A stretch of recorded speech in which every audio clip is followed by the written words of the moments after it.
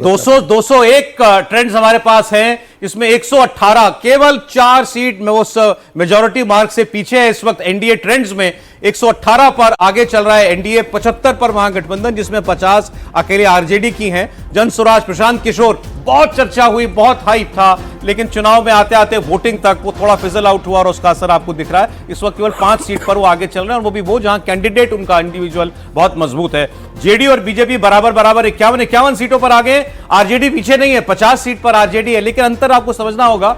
101 seat पर लड़े हैं बीजेपी जेडीयू, वो लगभग 150 सीट के आसपास 143 लड़े हैं आरजेडी, ज्यादा सीट लड़ी है, तो स्ट्राइक रेट कम है उनका। इनका स्ट्राइक रेट 50% का अभी तक दिखाई दे रहा है। ये अलायंस की ताकत है, एनडीए के अलायंस की ताकत है कि 100 सीट लड़ करके और 50% से ऊपर अभी स्ट्राइक रेट दिख रहा है, और ये और स्ट्राइक रेट बेटर होगा।